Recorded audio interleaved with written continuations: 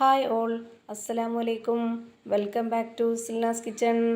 ഇന്നത്തെ റെസിപ്പി കപ്പലണ്ടി വെച്ചിട്ട് നല്ല ടേസ്റ്റി ആയിട്ടുള്ള ഒരു അടിപൊളി സ്വീറ്റിൻ്റെ റെസിപ്പിയാണ് തയ്യാറാക്കിയെടുക്കുന്നത്. കുട്ടികൾക്കും വലിയവർക്കുമെല്ലാം ഒരുപോലെ ഇഷ്ടമാവും. അപ്പോൾ ഇതെങ്ങനെയാണ് തയ്യാറാക്കുന്നതെന്ന് അറിയാനായിട്ട് വീഡിയോ സ്കിപ്പ് ചെയ്യാതെ മുഴുവനായിട്ടൊന്ന് കണ്ടു നോക്കണേ.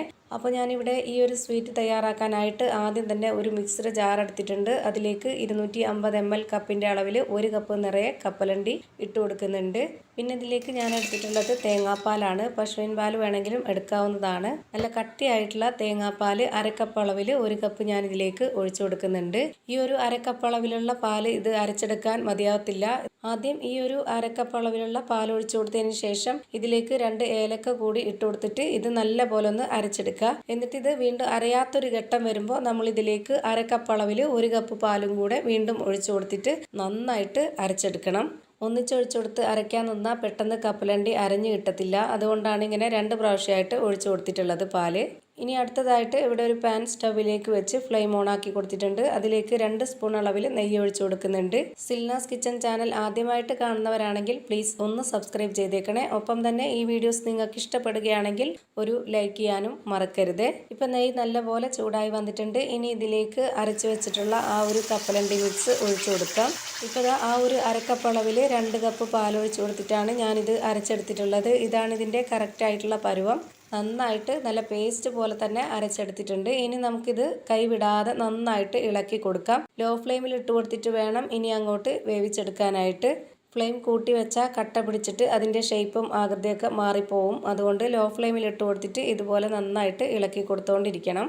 നെയ്യും ഈ ഒരു കപ്പലണ്ടിയുമായിട്ട് നന്നായിട്ട് മിക്സ് ആയതിനു ശേഷം ഇനി ഇതിലേക്ക് വേണ്ടത് പഞ്ചസാരയാണ്.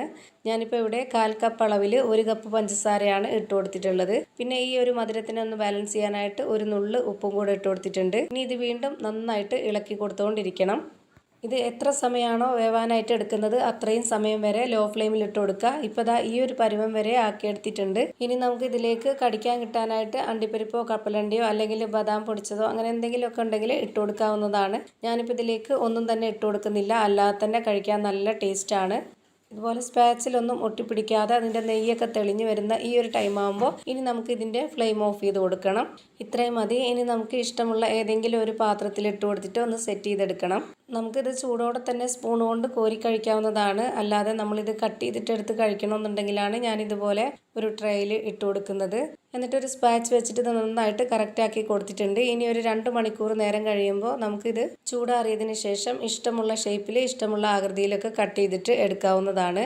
ഞാനിപ്പോൾ ഇതേപോലെയാണ് കട്ട് ചെയ്തെടുത്തിട്ടുള്ളത്. നല്ല ടേസ്റ്റിയാണ്. തീർച്ചയായിട്ടും നിങ്ങൾക്ക് എല്ലാവർക്കും ഇഷ്ടമാവും. ഇതുപോലെ ഒരു തവണ ഒന്ന് ട്രൈ ചെയ്ത് നോക്കണം. അപ്പോൾ ഇത്രയേ ഉള്ളൂ ഇന്നത്തെ വീഡിയോ. വീഡിയോ ഇഷ്ടമായാൽ ലൈക്ക് ചെയ്യാനും കമൻറ്റ് ചെയ്യാനും ഷെയർ ചെയ്യാനും മറക്കരുത്. അതുപോലെ തന്നെ ഞാനിടുന്ന പുതിയ വീഡിയോസ് നോട്ടിഫിക്കേഷനായിട്ട് കിട്ടുന്നതിന് വേണ്ടി സബ്സ്ക്രൈബ് ചെയ്ത് ബെല്ലൈക്കൺ അമർത്തി അതിൽ ഓൾ എന്ന ഓപ്ഷൻ എനേബിൾ ചെയ്ത് കൊടുക്കാനും മറക്കരുത്.